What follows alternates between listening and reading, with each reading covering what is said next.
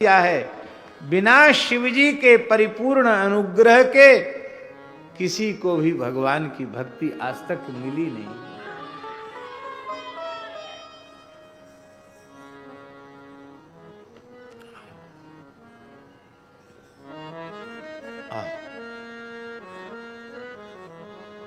विराज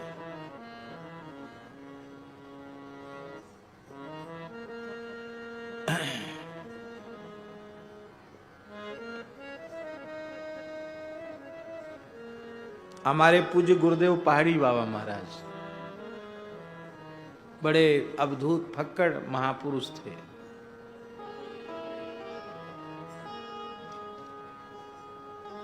जिन लोगों ने उनका जीवन दर्शन किया है,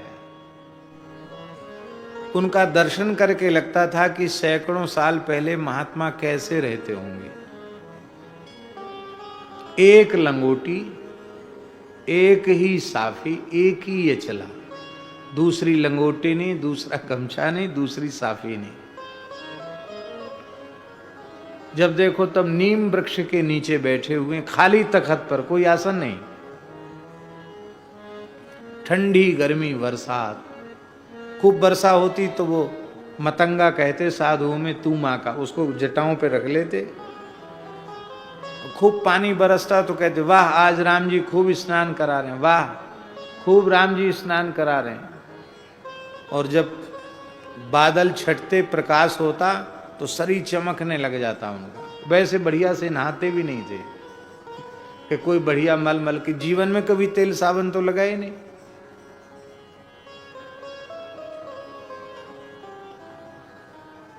अद्भुत जीवन था।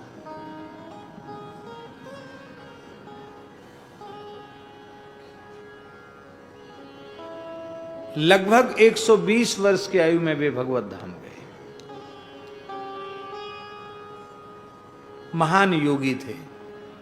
उनके जीवन की एक घटना, महाराज जी कहते थे शिवजी की कृपा बहुत जल्दी होती है। तो खाक चौक में वो महंत पद पर विराजमान हो चुके थे, पर वो चाहते थे कि हम कुछ साधन एकांत में जाकर करें, और जो स्थानधारी होते हैं उनको थोड़ा सा अवकाश कम होता है, व्यवहार में भी समय देना पड़ता है। तो महाराज के गुरु भाई थे, उनके सारे स्थान छोड़ के सवेरे गए कमंडल लेके जमुना जी, और लौट के नहीं आए, चले गए सीधे कार्तिक पूर्णे के बाद। तो पैदल पैदल पैदल पैदल चल के मन में ऐसा भाव जगा कि कागभुसुंडी जी के ऊपर भोले बाबा की कृपा हुई, हम भी अब भोले बाबा की कृपा ही प्राप्त करेंगे, अब उत्तर दिशा का त्याग नहीं करेंगे। हमारे कागभुसुंडी जी भी उत्तर दिशा में बैठे हैं। वो चल पड़े। तो फिर मन में एक आया ऐसा विचार कि उत्तर में तो पीछे जाएंगे, पहले महाकालेश्वर चलो। क्यों?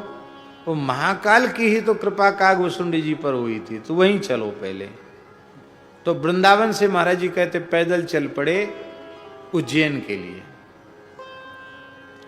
रेल की पटरी के सहारे सहारे। ये बात है सन 1938 की बात है।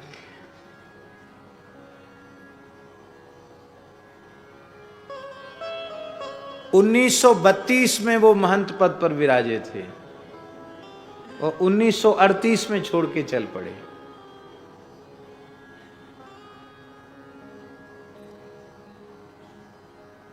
तो ये देवास के तरफ पहुंचे। देवास है ना उज्जैन के पास, देवास। तो जंगल में एक शिव मंदिर था, बहुत थके हुए थे।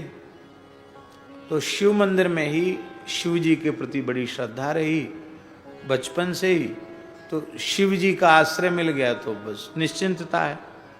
तो वहाँ छोटा मंदिर था, जीर्ण शीर्ण, और थके हुए थे, तो वहीं शंकर जी की जयलहरी की तरफ सिर कर लिया, और छोटा मढ़ी जैसी थी, पूरे शरीर मढ़ी में नहीं आता, आधा पैर बाहर की ओर कर लिए, और ऐसे सिर जलहरी की तरफ करके सो गए। बहुत थके हुए थे तो नींद आ गई, और कहते सोए ही सोए, थोड़े गंभीर निद्रा में सोए ही थे कि अकस्मात मुझे डमरू का शब्द सुनाई पड़ा, उड़ुक उड़ुक उड़ुक उड़ुक ऐसे शब्द सुनाई पड़ा। तो एक बार तो हम कांप से गए, और हम कुछ सोचें उसके पहले हमको लगा कि मेरी जटा पकड़कर कोई खींच रहा है। तो जटा पकड़ के खींचा तो मैं ऐसे देखा, साक्षात भगवान शिव मेरे अपने हाथ से शंकर जी जटा पकड़ के खींचे। साक्षात भालचंद्र भगवान शिव खड़े हुए, सारा मंदिर प्रकाश से जगमगा रहा है।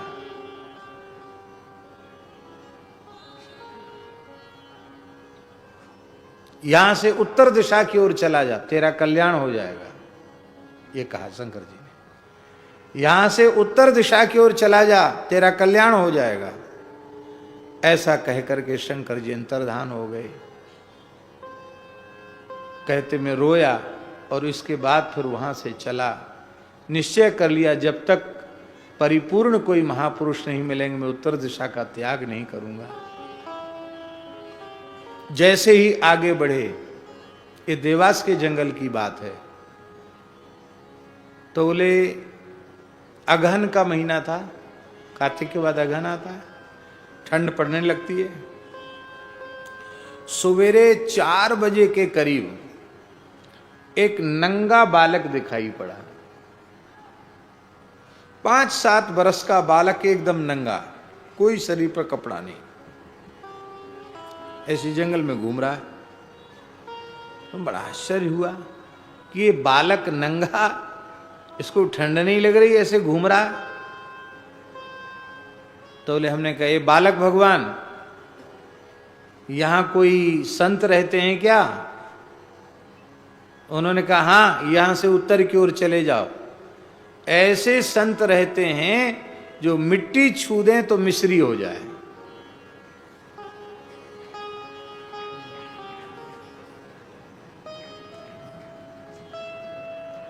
तो बस वो कह के बालक जंगल में चला गया। जंगल तो था ही वहां कि झाड़ी में चला गया भीतर।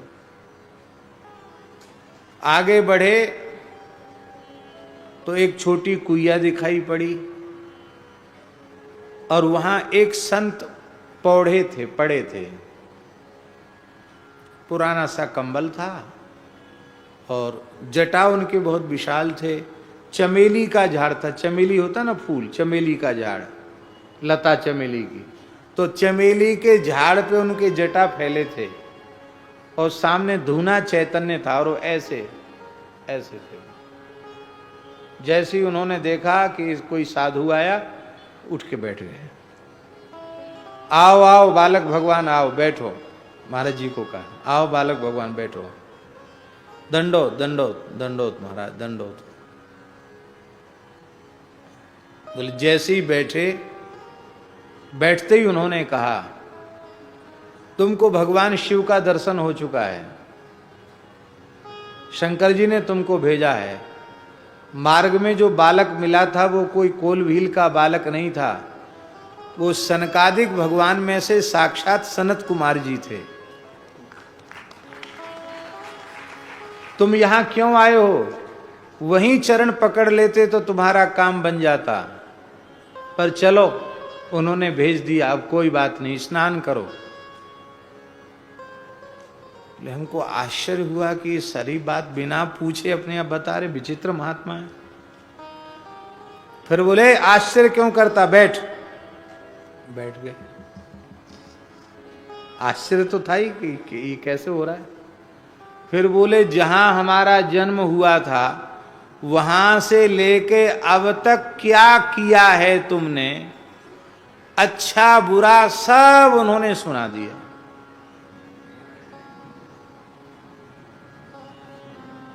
बोले मन तो मन है, हमारे मन में फिर शंका जगे कि कोई तंत्र मंत्र की सिद्धि वाले तो नहीं मिल गए, कोई अघोरी अघोरी तो नहीं मिल गए, भगवान जाने कोई तिलक स्वरूप तो है नहीं, कोई वैष्णव बैरागी का चिन्ह तो दिखाई पड़ नहीं रहे, भगवान जाने कहीं ऐसी जगह तो नहीं आ गए। तो वो हंसे, अरे बोले मन की शंका छोड़, स्नान कर। उन्होंने स्नान किया,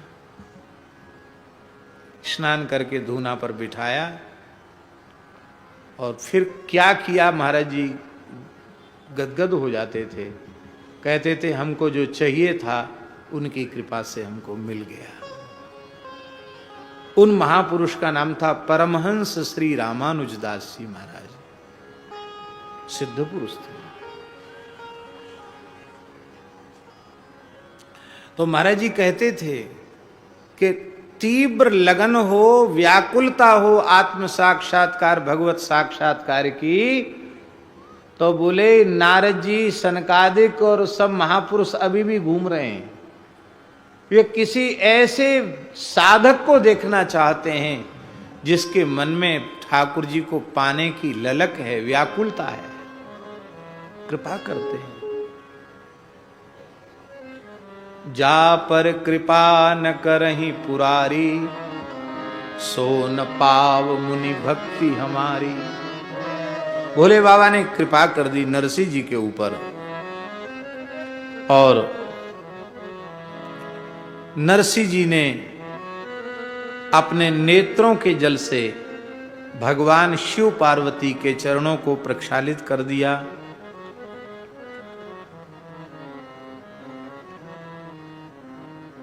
कहा बेटा अब तुम अपने मन में शंका रहित हो जाओ, अब तुम्हारे दुख समाप्त हो चुके हैं, तुम्हें कुछ भी चाहिए हो तो तुम हमसे मांग लो।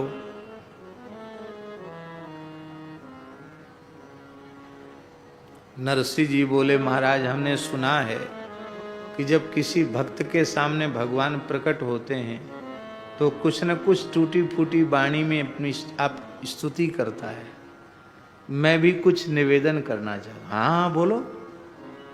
नरसिंह जी ने कहा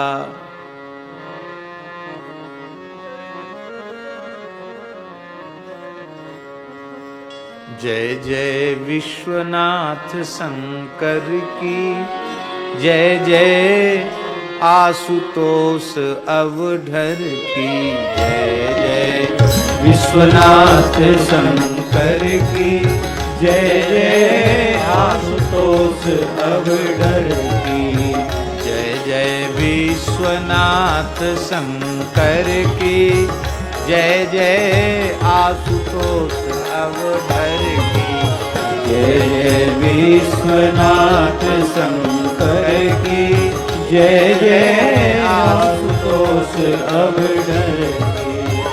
प्रभु के भाल बाल विधुराजय, प्रभु के भाल बाल विधुराजय, गल में ब्याल राज भल भ्राजय, गल में ब्याल राज भल भ्राजय, मस्तक शोभा मस्तक शोभा गंग लहर की, जय जय आशुतोष शंकर की, मस्तक शोभा गंग लहर की, जय जय आशुतोष अवधर की, जय जय विश्वनाथ शंकर की, जय जय आशुतोष अवधर की, जय जय विश्वनाथ शंकर की, जय जय आशुतोष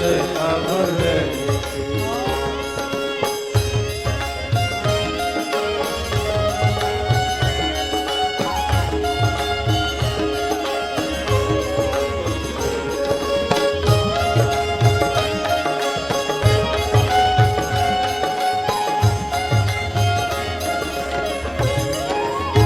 तन पर बाघंबर मृग छाला, तन पर बाघंबर मृग छाला, उर पर नर मुंडों की माला, उर पर नर मुंडों की माला, नीली झलकन कंठ जहर की, नीली झलकन कंठ जहर की, नीली झलकन कंठ जहर की, जय जय आशुतोष अवधर की।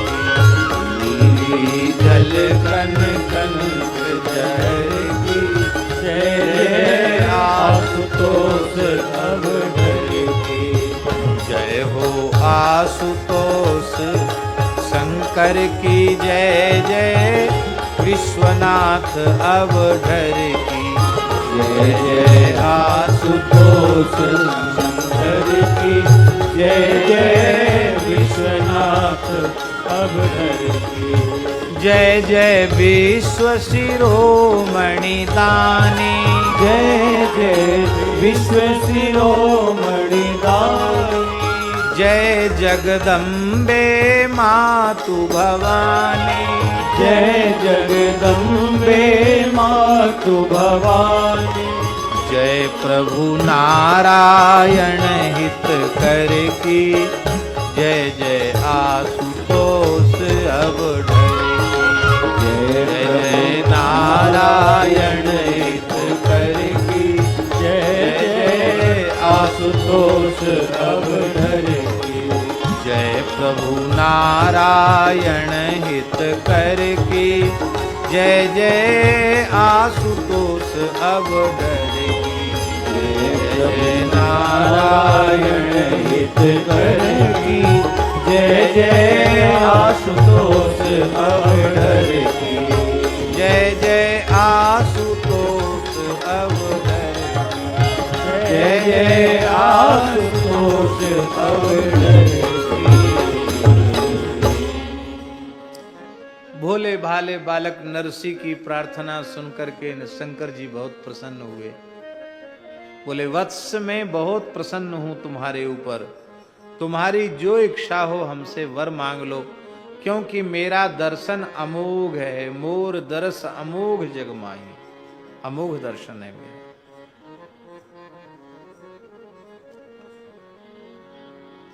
रामायणी जी महाराज, ज्ञानी तो होते हैं चतुर,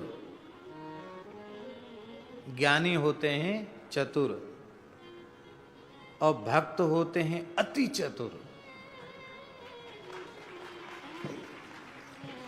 ज्ञानी होते हैं चतुर और भक्त होते हैं अति चतुर। ज्ञानी चतुर इसलिए हैं कि नाशवान भोगों को छोड़ करके और अविनाशी मोक्ष पद को ले लेते हैं, जो वो चतुर हैं। और ये तो मुक्ति का भी त्याग करके साक्षात भगवान को ही ले लेते हैं, मुक्ति को नहीं मुक्ति दाता को ले लेते हैं।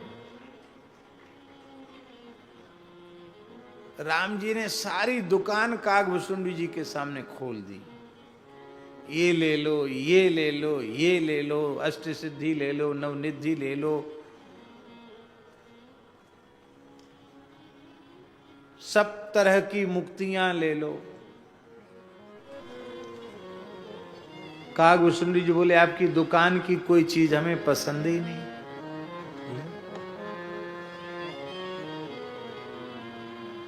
आपने जो तिजोरी में बंद करके रखी हमको वो चीज चाहिए। राम जी बोले कौन सी चीज? कहते केवल आपके चरण कमलों की अविरल अविचल अनपायिनी भक्ति। राम जी बोले रे हम तो सोचते थे कि तुम बड़े भोले भाले हो, बहुत चतुर हो भाई। सोनू बायस ते परम सयाना, सुनो बायस ते परम सयाना। सुनु बायस ते परम सयाना। सुनो बायस ते परम सयाना।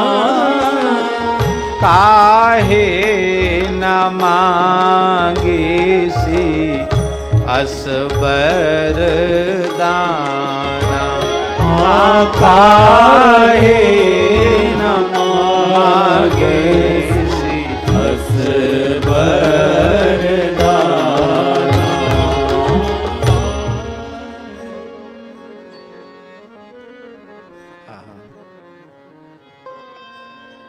विभीषण जी ने क्या मांगा? राम जी ने तो उनको लंका का राज्य दिया। जो संपत्ति शिव रावण ही दीन दिए दस मात, सोई संपदा विभीषण ही सब कुछ दीन रघुनाथ। विभीषण जी ने क्या? अब कृपालु निज भगति पावनी, देहु सदा शिव मन भाव। सदा शिव के मन को जो अत्यंत प्रिय है वह भक्ति प्रदान करें। नरसिंह जी चतुर नहीं है, अति चतुर हैं। नरसिंह जी बोले प्रभु मैं तो बालक हूं।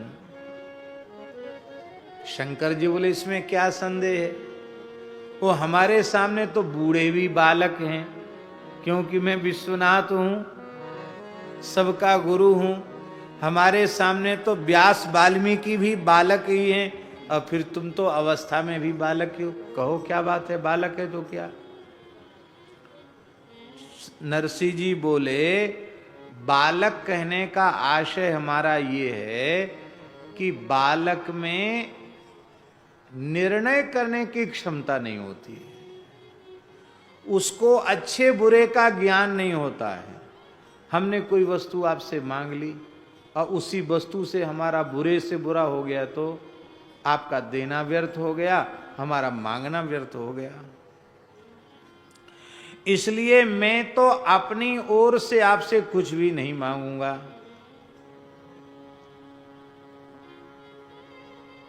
शंकर जी बोले कुछ न कुछ तो लेना पड़ेगा। तो बोले जो आपको प्राणों से भी अधिक प्रिय हो, सबसे अधिक प्रिय हो, और जिसकी प्राप्ति में मेरा परम परम हित हो, वही आप कृपा करके हमको दे दीजिए। शंकर जी ने कहा पार्वती क्या कहती थी कि तुम ये बालक नहीं है तो सबका पालक है,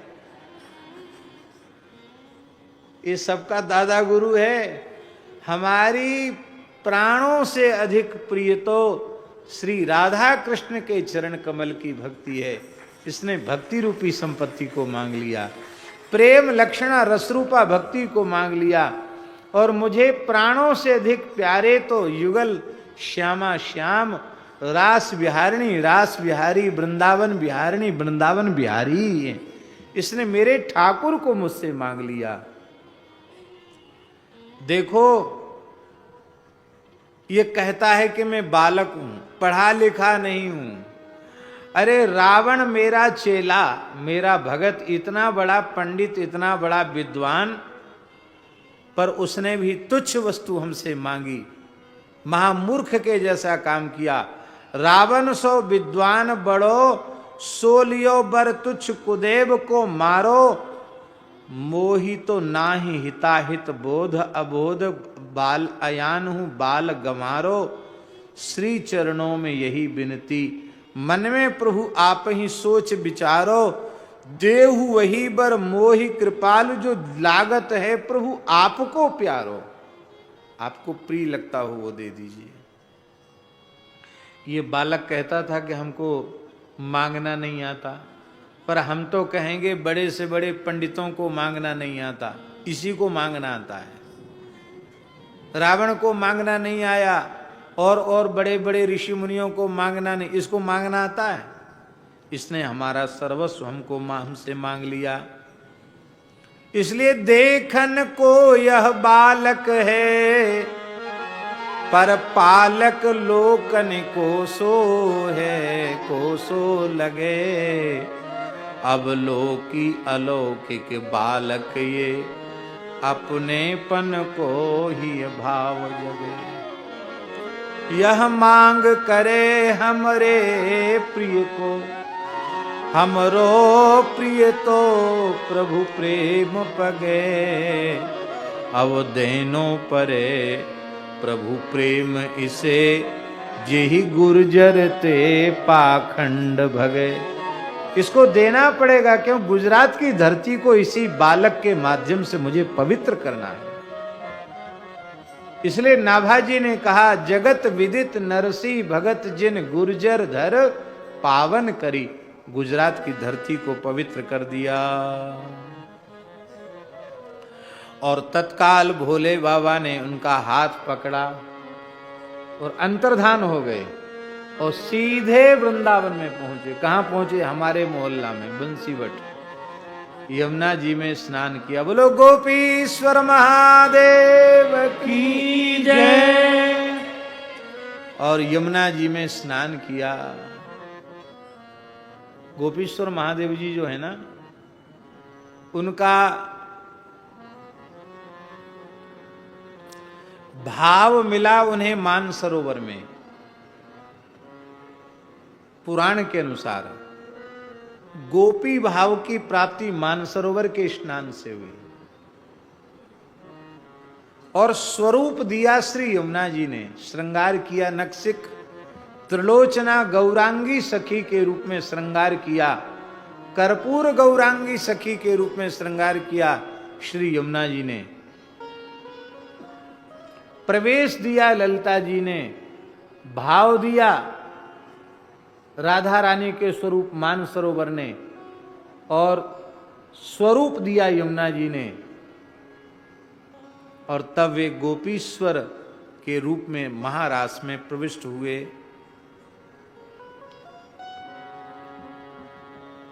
भोले बाबा ने यमुना जी में स्नान कराए नरसिंह जी को, और स्नान करते ही वो तो सहचरी स्वरूप में हो गए। और भोले बाबा ने कृपा की तो नरसिंह जी को भी अपने निज स्वरूप की प्राप्ति होगी। नरसिंह जी भी अली स्वरूप में, सहचरी स्वरूप में प्रकट हो गए। देखो, बड़े बड़े अमलात्मा, बिमलात्मा, योगींद्र, महामुनिंद्र भी उस रास की एक झलक पाने के लिए व्याकुल रहते हैं, लेकिन उन्हें मिलती नहीं है। और आचार्य की कृपा हो जाए, समर्थ महापुरुष की कृपा हो जाए, तो उसमें फिर पात्रता अपात्रता कुछ नहीं, तत्काल काम बनता है। तत्काल प्रवेश हो गया, तत्क्षण रास में प्रवेश हो गया। कल हम आ नहीं पाए, बड़ी चूक हो गई हमसे। हमारे राधा कृष्ण जी ने कह दिया कि नहीं आज आप थके हैं, आप मत आना। फिर एक बालक आया हमारे पास, बोले बहुत अच्छा हो रहा। वो मोबाइल में दिखाया उसने। हम सायं संध्या कर रहे थे, जब कर रहे थे तो मोबाइल में दिखाया। ऐसा अद्भुत आपने नरसिंह जी के चरित्र का एकल अभिनय किया।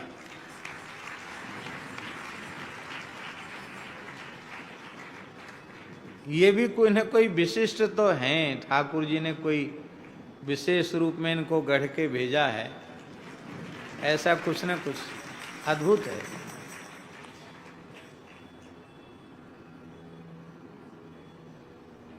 यह गुण साधन ते नहीं होई, तुम्हारी कृपा पाव कोई कोई।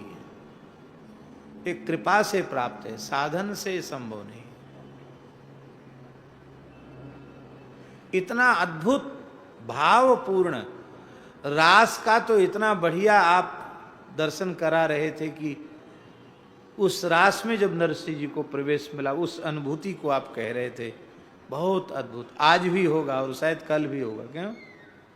आज भी होगा ना 8 बजे से। क्या?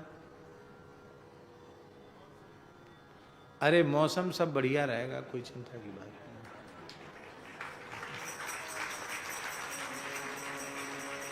आज भी होगा, कल भी होगा, बड़ा अद्भुत।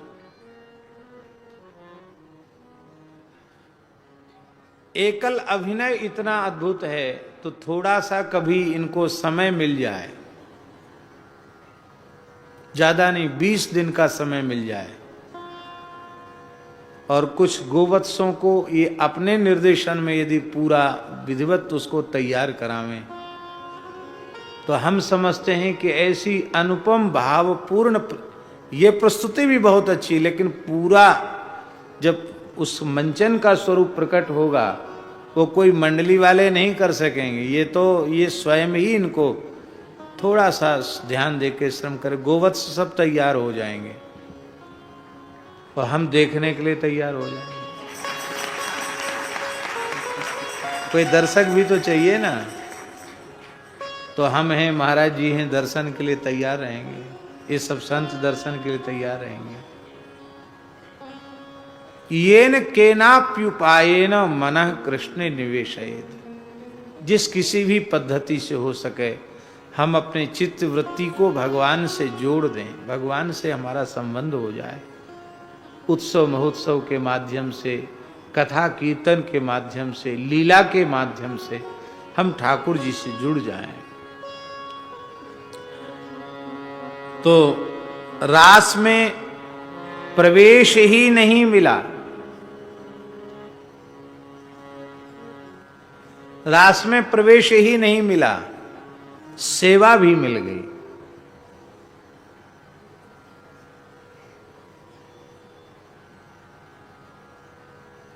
रखा तो गया था हाथ में दीपक, पर युगल के दर्शन करके, इस रास का दर्शन करके इतना आनंद हुआ, इतना आनंद हुआ श्री नरसिंह जी को।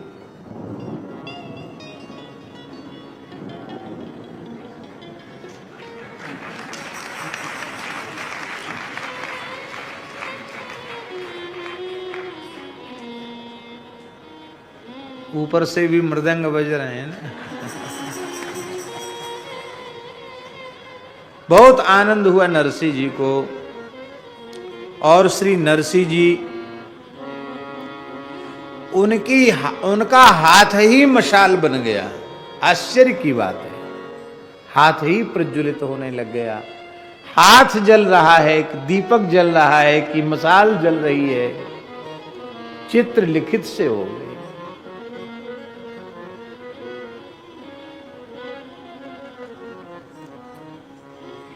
बड़ी अद्भुत झांकी थी। लाल लटकंता यौवन मंता, लाल लटकंता यौवन मंता, लाल लटकंता यौवन मंता, लाल लटकंता, लटक रहे वन मंता, खेलत रास अनंता, खेलत रास अनंता, लाल लटकंता यौवन मंता, लाल लटकंता यौवन मंता, खेलत रास अनंता, खेलत रास अनंता, यमुना तीर वीर युवती ने की, यमुना तीर वीर युवती ने की, यमुना तीर वीर युवती ने की, यमुना तीर वीर युवती ने मध्य राधिका कंता, मध्य राधिका कंता, लाल लटकंता यौवन मंता, लाल लटकंता यौवन मंता, खेलत रास अनंता, खेलत रास अनंता,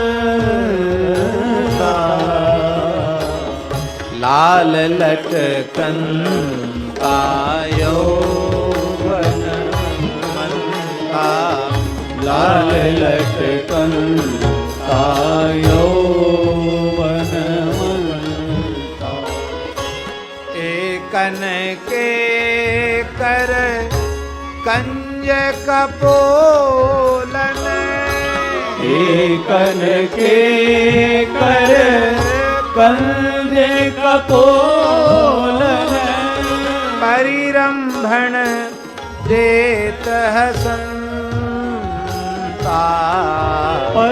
परिरंभण देत हसंता, परिरंभण देत हसंता, परिरंभण देत हसंता।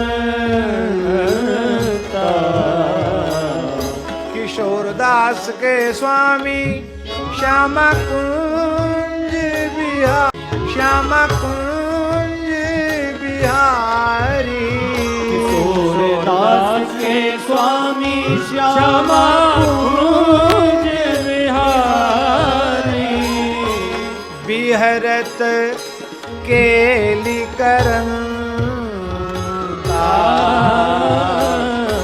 बिहरत केली करंता, लाल लटकंता यौवन मंता, लाल लटकंता यौवन मंता, लाल लटकंता यौवन मंता, लाल लटकंता यौवन मंता, खेलत रास अनंता, खेलत रास अनंता,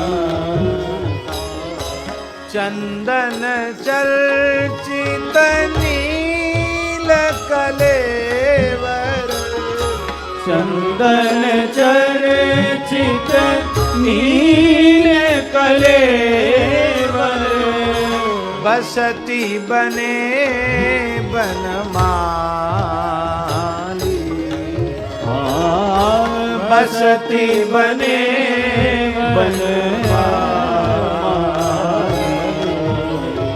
केली चलन मणिकुंडल मंडित, केली चलन मणिकुंडल गंड युग स्मित सारी, गंड युग स्मित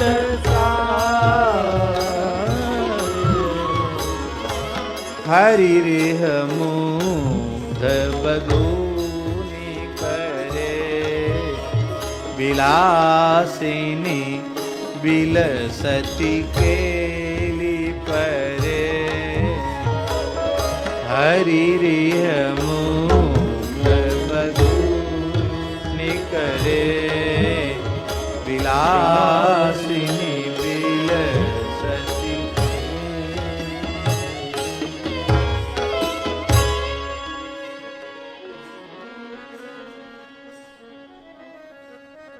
दिव्य रास हो रहा है। रास में युगल का दर्शन करके नरसिंह जी निहाल हो गए। दृष्टि पड़ी घनश्याम की, दई प्रिया को शैन, अति प्रसन्न भुज अंश दे बोले रसमय बेन।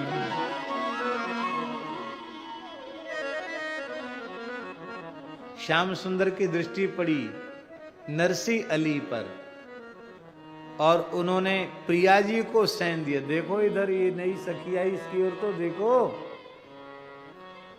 ठाकुर जी ने प्रिया जी को क्यों कहा?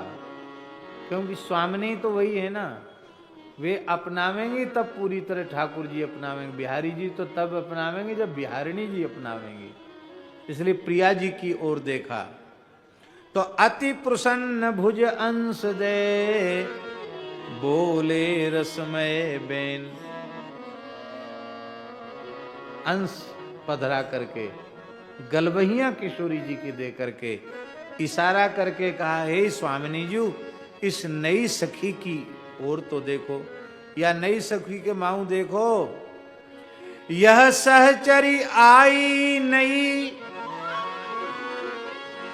यह सहचरी आई नई, लीने हाथ मसाल, या को हाथ ही बन्यो मसाल। कैसी प्रेम विभोरा सखी है। देह गेह की सुधि नहीं, पुनि पुनि होत निहाल।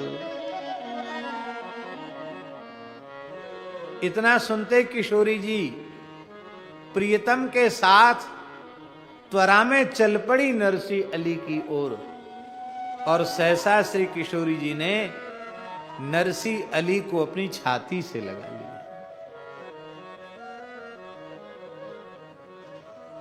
युगल ने भेटा और नरसी जी ने अपना संपूर्ण समर्पण युगल के चरणों में कर दिया। अब भक्त भगवान के मिलन का क्षण कैसा है, उसका सुख क्या है, वहां तो गिरा अनयन नयन बिन बानी, कहने की सामर्थ्य कहां है वाणी में। अद्भुत आनंद है।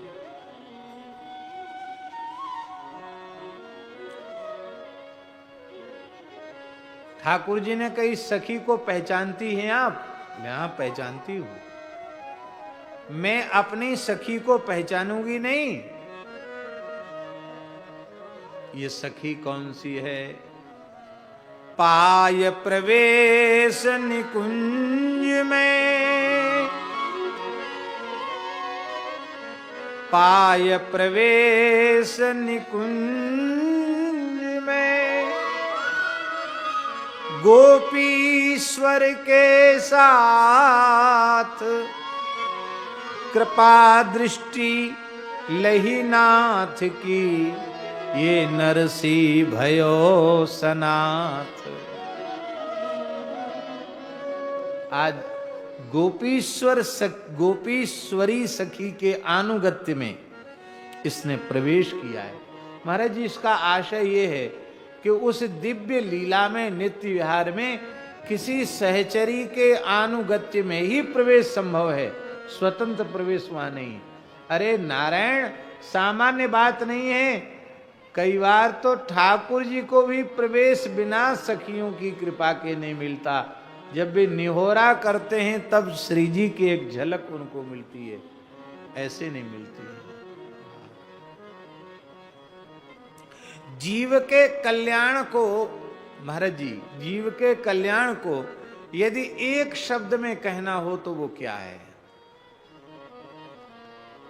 साधक मात्र के कल्याण की बात यदि एक शब्द में कहनी हो तो वो कौन सा शब्द है? उस शब्द का नाम है आनुगत्य। आनुगत्य। आप किसी के हृदय से अनुगत हो जाओ। पूज्य बक्सर वाले मामा जी कहते थे, न कुछ हंस के सीखे हैं और न कुछ रो के सीखे हैं, जो कुछ भी सीखे हैं तो किसी के होके सीखे हैं। किसी को हो जाओ।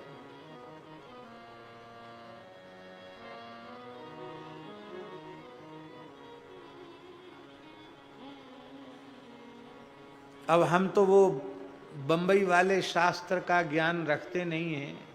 हमारे अनंत दास जी बैठे हैं, बंबई शास्त्र के आचार्य हैं ये। इनसे पूछो तो ये कुछ न कुछ सुना देंगे, लेकिन हम इनसे सुनेंगे नहीं। और ना हम इनसे पूछेंगे,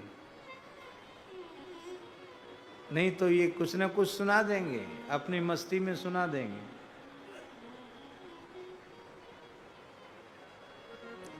संसार में भी किसी को कुछ भी मिलता है, सर्वतोभावेन किसी का होकर मिलता है, बिना होए नहीं मिलेगा। पूर्ण आनुगत्य, आनुगत्य की बहुत बड़ी महिमा है। आज गोपीश्वर की के आनुगत्य में नरसिंह जी सनात हो गए।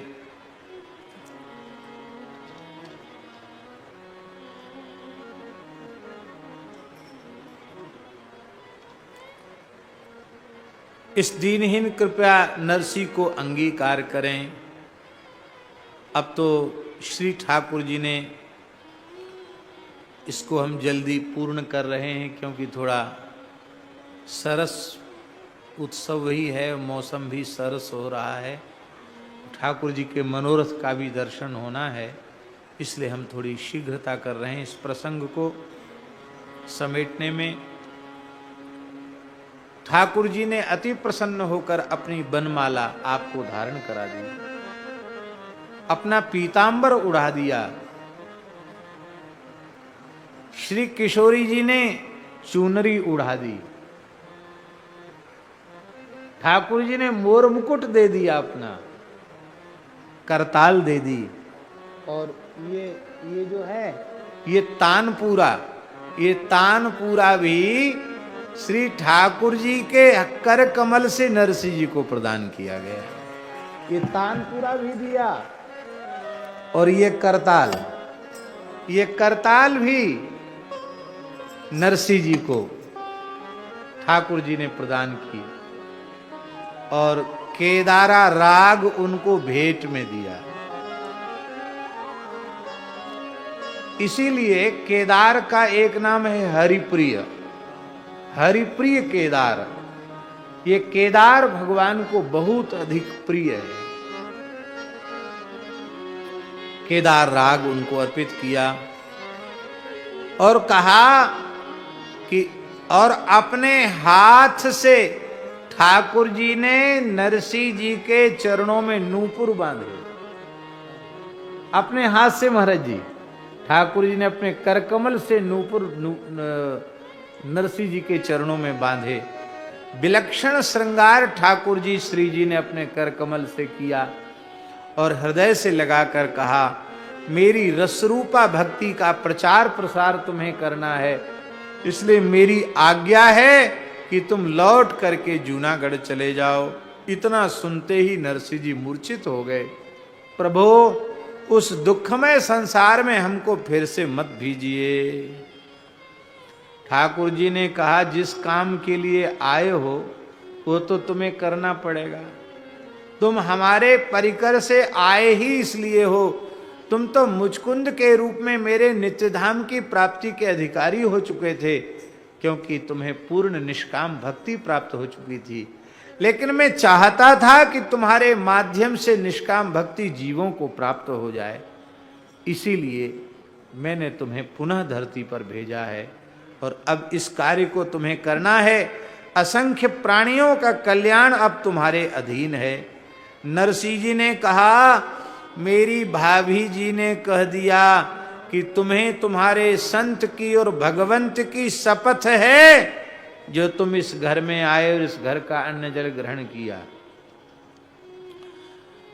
ठाकुर जी बोले, नरसिंह जी बड़े भोले भाले हो। अरे घर की ही शपथ तो दिलाई है, पूरी धरती की शपथ तो नहीं दिलाई है, पूरे जूनागढ़ की शपथ तो नहीं दिलाई है। आप जाओ जूनागढ़ में रहो, वहां मत रहो उस घर में।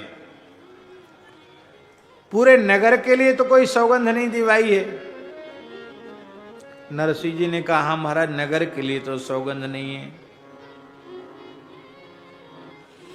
ठाकुर जी ने मुस्कुराकर कहा, अलग तुम्हारा घर भी बनेगा, हमारा मंदिर भी बनेगा, ठाकुर सेवा, संत सेवा, गौ सेवा, सबका विस्तार होगा, अतिथि सेवा भी होगी, और जब कोई लायक हो जाता है तो उसका ब्याह भी फिर होने का पक्का हो जाता है कि नहीं। तो गीता प्रेस के अनुसार तो विवाह हो चुका है। और एक दूसरा पक्ष ये भी है कि इस घटना के बाद विवाह हुआ। तो ठाकुर जी ने कहा कि तुम्हारे लड़के बच्चे भी होंगे, ब्याह भी होगा, बालक भी होंगे। इतना सुनते ही नरसिंह जी ने कहा महाराज तब तो मैं बिल्कुल नहीं जाऊंगा, फिर आपकी आज्ञा नहीं मानूंगा, इसीलिए भेज रहे। ये चक्कर और चलाओगे हमारे साथ, आप तुमको 1000 सोहे, हमको पहाड़ एक। आप तो हजारों ब्याह कर सकते हैं, आपके है ही हैं 16,108 तो रजिस्टर्ड विवाह हैं, अनरजिस्टर्ड की तो कोई गणना नहीं है, और रजिस्टर्ड तो इतने आपके पक्के हैं ही हैं। तो आप के लिए कोई कठिनाई नहीं है, आप सर्वसमर्थ हैं। लेकिन मैं तो परेशान हो जाऊंगा, ये क्या कह रहे हैं आप। ठाकुर जी बोले देखो, ग्रहासक्त पुरुष भी भगवान को भज सकते हैं, अपना कल्याण कर सकते हैं, मेरे चरण कमलों की प्राप्ति कर सकते हैं, रस रूपा प्रेम लक्षणा भक्ति प्राप्त कर सकते हैं। ये संसार को कैसे पता चलेगा। ये तो तभी होगा जब उनके बीच में रहकर, उनके जैसे बनकर, उनके जैसा खेल खेल कर, और जब तुम भक्ति करोगे तभी उन जीवों को बोध होगा। नहीं लोग कहेंगे बाबा जी बन के भजन तो कोई भी कर सकता है, इसलिए तुम्हें पूरे गृहस्थ होकर के भजन का कार्य करना है। नरसिंह जी ने कहा महाराज कैसे होगा। रोडवेज की बसों पर भी पहले लिखा रहता था, अब तो पता नहीं, हमने पढ़ा नहीं काफी समय से, पहले खुद कमाओ फिर दुल्हन लाओ। लिखा रहता पहले खुद कमाओ फिर दुल्हन लाओ। बिना कमाई के दुल्हन लाने की कोशिश मत करो, नहीं तो आफत खड़ी हो जाएगी। और मैं तो एकदम निठल्ला हूं, अब तक तो घोड़े की घास खोदता था, और अब आप भेज रहे हो, उस घर में तो रहना नहीं है, मैं क्या करूंगा। श्री ठाकुर जी ने कहा तुम्हें पता नहीं है, मैंने प्रतिज्ञा की है, अनन्यास चिंत्यन्तो माम ये जना पर्युपास्ते तेसाम नित्याभियुक्तानाम योगक्षेमम बहाम्यहम। मैं योगक्षेम का वहन करता हूं, और मैं तुम्हारे योगक्षेम का वहन करूंगा। जब जब तुम्हारे ऊपर भीड़ पड़ेगी और तुम मुझे पुकारोगे केदारा राग गा करके, मैं तुम्हारे सामने होऊंगा। और अब तो आप लौट के आए, अपने भाई को चरणों में प्रणाम किया। आए क्या लौट के महाराज जी, हम आपको क्या आए नहीं, नेत्र खोले और उन्होंने देखा कि हम अपने दरवाजे पर खड़े हैं।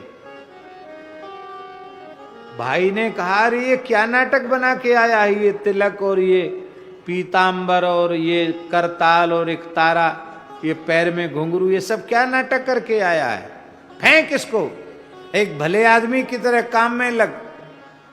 लेकिन नरसिंह जी ने कहा कि आप मेरे पिता के तुल्य हैं, आपने बड़ी कृपा की, दोनों ने कृपा की, जो मुझे जो कुछ मिलना था सो मिल गया। बस अब तो मैं आपका आशीर्वाद लेने आया हूँ, मुझे यहाँ रहना नहीं है, आप आशीर्वाद दीजिए। बस बात इतनी सी है कि अब मैं सब कुछ त्याग सकता हूँ, पर अपने प्राण जीवन धन के द्वारा दिया गया जो पवित्र संत का वेश है, वैष्णवता का वेश है, इस वेश का मैं त्याग अब नहीं कर सकता। अब तो यही मेरे जीवन की पूंजी है। और दुर्त गौरी ने गाली गलौज करके, वो तो चंडी थी ही, निकाल दिया घर से। आप वहां से गीता प्रेस के अनुसार अपनी पत्नी और अपने